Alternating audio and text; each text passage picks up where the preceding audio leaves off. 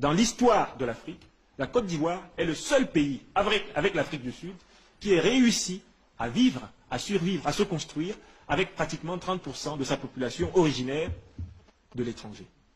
C'est-à-dire que la Côte d'Ivoire est le pays où se joue la possibilité d'une Afrique continentale, la possibilité panafricaine. Et par conséquent, ceux qui sont opposés à cette idée, qui est l'idée d'humanité, d'hospitalité, de fraternité, qui a fécondé la Côte d'Ivoire, sont les ennemis de l'Afrique. Pourtant, dans le discours qu'ils tiennent publiquement, ils se présentent comme ses défenseurs. Changer un pays visiblement, de rendre un pays nouveau, art qui est incarné par le président de la République, Alassane Ouattara, technocrate internationalement reconnu, longtemps avant même que son pays ne le célèbre, conseiller de nombreux États du monde, y compris des plus grandes puissances, qui aujourd'hui viennent chercher les secrets de la croissance en Côte d'Ivoire. Car il est bien passé de moins 4,5% de croissance à bientôt 10% de croissance. En un an. On a beau dire l'espace charnel, matériel de la Côte d'Ivoire parle pour l'art architectural du président Ouattara. C'est bien sûr l'art magistral de gouverner les hommes, de gouverner les institutions. Les murs parlent, les ponts parlent, les routes parlent, les hôpitaux commencent à parler. L'université est en train de se redresser. Nous avons un seul ennemi. Ce n'est pas la France, ce n'est pas l'Occident. L'ennemi que nous avons, c'est notre propre irresponsabilité d'Africains envers nos propres peuples, que nous n'avons pas appris à suffisamment respecter. Nous nous sommes engagés, intellectuellement, mes collègues et moi, à œuvrer pour ce que nous appelons l'anticolonialisme critique, c'est-à-dire en fait la démocratie.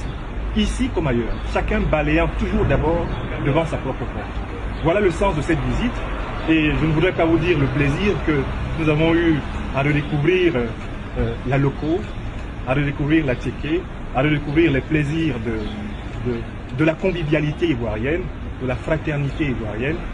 On peut confier la monnaie ivoirienne au président Alassane Ouattara parce que les Ivoiriens l'ont élu. Et parce qu'ils savent qu'il sait ce qu'on fait d'une monnaie. Le taux d'intérêt là, baissez les taux d'intérêt. On ne vole pas l'argent, on fait des routes, on fait des universités. Demain, nous allons faire une compagnie aérienne qui va marcher. C'est pour ça qu'on vous demande l'argent. Il faut savoir que beaucoup viennent dans le problème de la Côte d'Ivoire avec leur problème avec la France. Quand vous, c'est le syndrome du torero et du toréador, quand vous agitez le chiffon rouge, quand ils voient le bleu, blanc, rouge français passer, il y a des gens qui perdent leur cerveau. Alors, donc comment faire pour des gens qui sont bloqués, qui ne veulent pas communiquer? Il faut leur expliquer qu'ils sont malades. Moi, je pense qu'il faut leur expliquer qu'ils sont malades. Ils souffrent de ressentiment. Le ressentiment est une maladie. C'est une pathologie. Si vous détestez beaucoup quelqu'un, allez à l'hôpital. Il y a des psychiatres, il y a des gens pour vous aider, des psychologues pour vous aider à surmonter le ressentiment. C'est une maladie. Elle est classée comme telle. C'est une névrose obsessionnelle. C'est une névrose obsessionnelle dans la classification psychiatrique.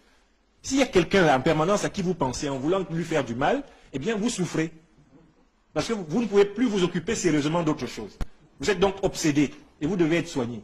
Alors comment les soigner? En leur expliquant pourquoi ils détestent la France et que c'est leur détestation de la France qui se réjaillit sur la Côte d'Ivoire. L'expérience m'a montré que souvent ils reconnaissent. En disant que oui, dans cette affaire ivoirienne-là, je pense que Gbagbo ne pouvait pas gagner contre Bédié et Ouattara coalisés, mais pourquoi la France est venue dans tout ça? Moi, donc, avec eux, je me comporte comme un médecin et je les amène jusqu'à cet aveu-là, qui est la fin de la cure psychanalytique. Et là, on dit, ah bon, votre problème, c'est la France. Mais ce n'est pas le problème des Ivoiriens. C'est votre problème. Reprenez votre problème, traitez-le, laissez les Ivoiriens, ils ont choisi de le traiter autrement.